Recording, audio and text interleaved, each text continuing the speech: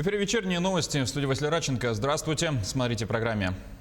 В Москве подвели итоги первого этапа образовательного проекта Внешэкономбанка и Якутии в школах Хангаласского района. Многолетняя проблема Алекминского района сдвинулась с мертвой точки. Там завершается подготовка строительства дороги по Солянскому косогору. Мошенники активно пользуются уже всем известными схемами обмана, но нерюнгринцы снова попадаются на уловки аферистов.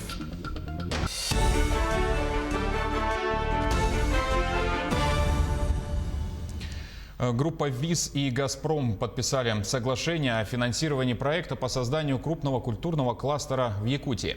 «Газпромбанк» предоставит 500 миллиарда рублей на эти цели. Общий же объем предварительно одобренной кредитной линии превышает 6 миллиардов рублей на срок до 2030 года. Культурный кластер в столице Якутии создается в рамках подписанного с правительством региона соглашения о государственно-частном партнерстве.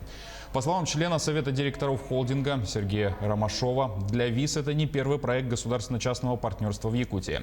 Успешно введено в эксплуатацию 12 объектов в сфере образования и культуры. А проект Арктического центра уникален для Крайнего Севера. В нем применят самые современные технологии, которые позволят создать объект, которому сегодня нет аналогов. Внешэкономбанк России второй год реализует проект социального развития СИП в Якутии. Его суть – повышение качества образования. Для первого этапа были выбраны школы Хангаласского района. Его результаты обсудили на онлайн-конференции «Импакт инвестиций. Драйвер экономики человеческого капитала» в Москве. Тояра Константинова продолжит. Еще до начала пандемии Якутия стала пионером внедрения дистанционного образования. В 2019 году 27 школ Хангаласского улуса были подключены к системе интернет и получали образовательные услуги в удаленном режиме. Оператором проекта социального воздействия впервые выступила группа ВЭБ. Проект стартовал в июне 2019 года, став одним из мероприятий по достижению целей нацпроекта образования. В этом проекте участвует около 5000 учащихся и свыше 700 учителей из 27 школ муниципального района Хангаласский улус. Мы проинвестировали 60 миллионов рублей в работу лучших в стране и одних из лучших в мире специалистов по школьному образованию. Специалисты Высшей школы экономики, которые собрали целый большой консорциум, включая Северо-Восточный университет и другие специализированные организации, с одной целью – повысить уровень успеваемости школьников 27 школ Хангаласского улуса. Фонд развития Дальнего Востока вложил в проект 60 миллионов рублей. Несмотря на ковидный год, при поддержке Высшей школы экономики достигнуты первые результаты по повышению качества образования школьников. Более 2000 родителей, вот эти эксперты, привлекли к работе, которая, к сожалению, в современном мире мы знаем. Родители очень заняты, они часто не могут уделить достаточное время, внимание, считают, что работа, какие-то текущие заботы. И вот благодаря тому, что Высшая школа экономики, она по трем этим группам работает: учителя, ученики и родители.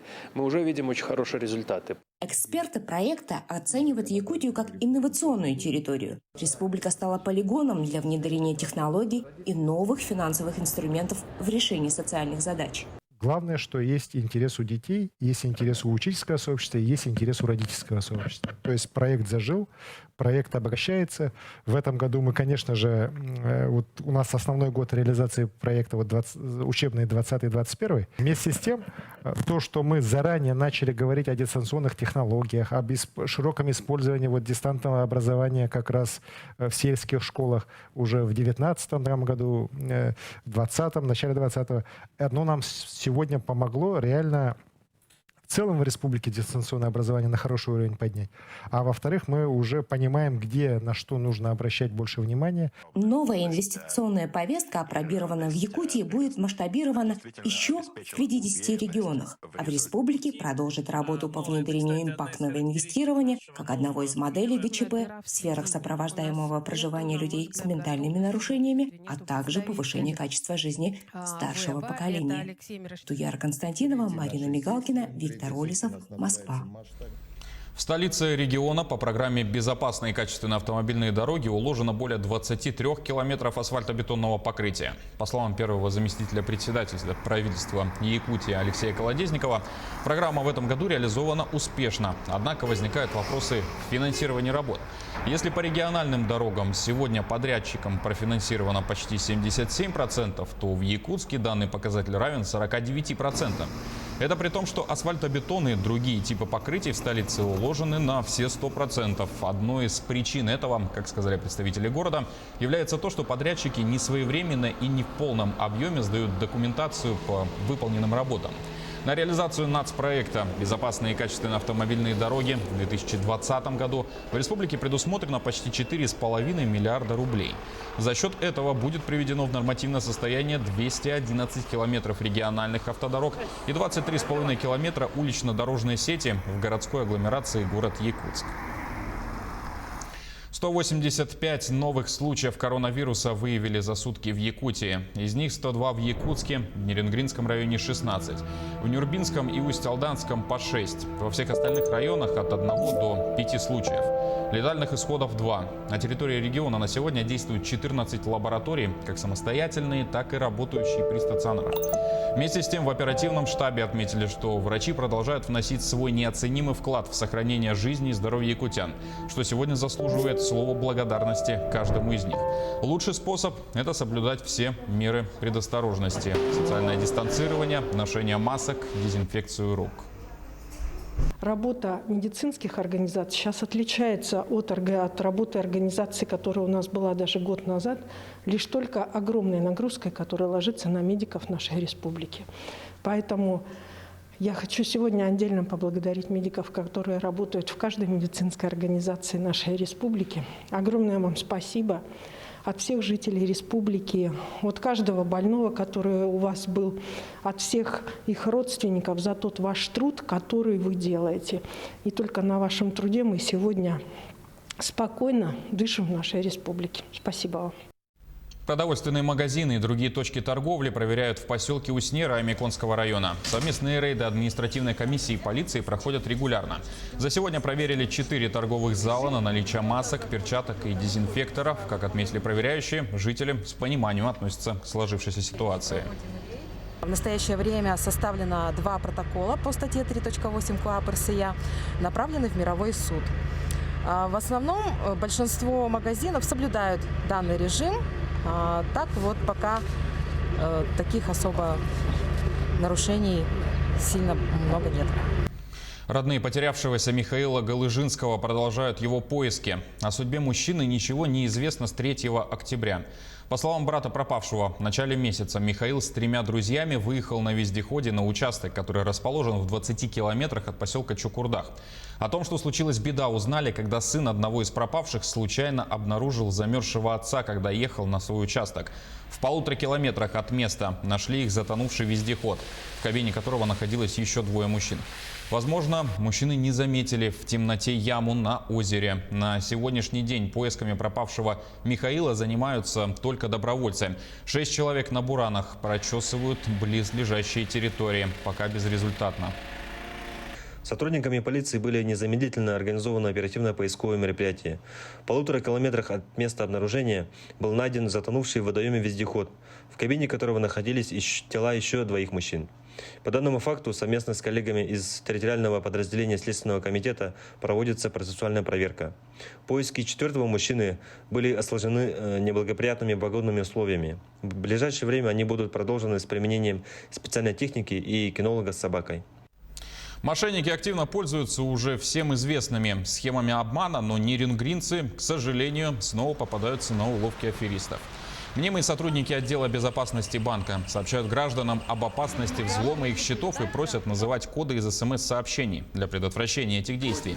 И в этот раз именно таким образом мошенники получили доступ к личному кабинету 36-летнего нерингринца, оформили кредит и обналичили деньги.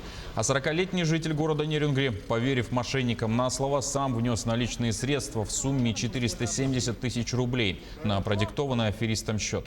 По словам потерпевших, они знали о подобных схемах мошенничества, но лжесотрудники банка вели диалог грамотно, вежливо, поэтому мужчины поверили, что незнакомцы действительно представляют интересы банка.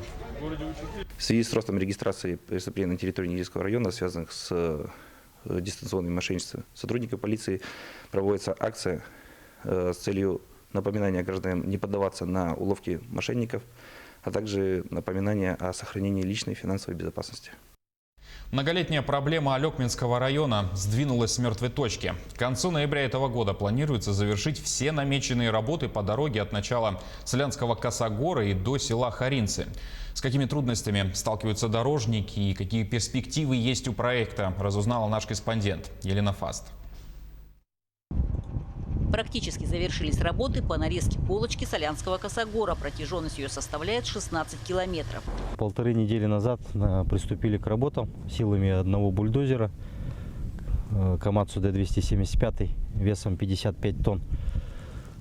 Ну, за 1,5 недели прошли порядка 12 километров. Ну, в принципе, в нормальном темпе идем.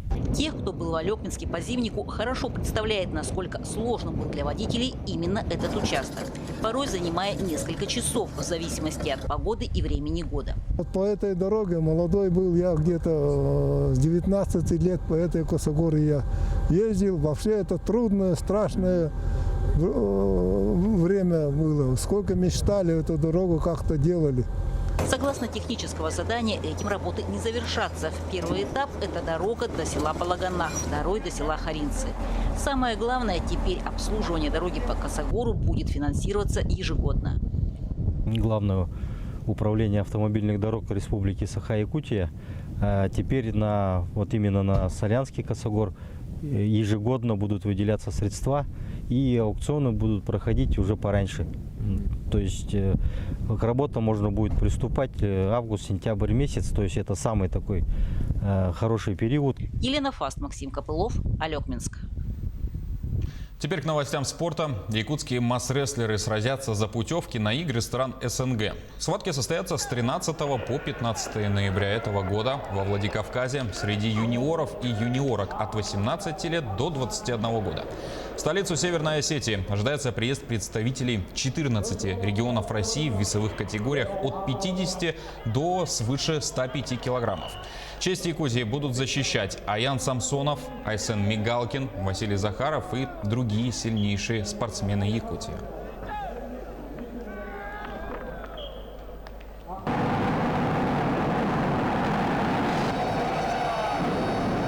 На этом пока все. Наши корреспонденты продолжают следить за новостями. Не забывайте носить маски, дезинфицировать руки и держать социальную дистанцию. До встречи в эфире.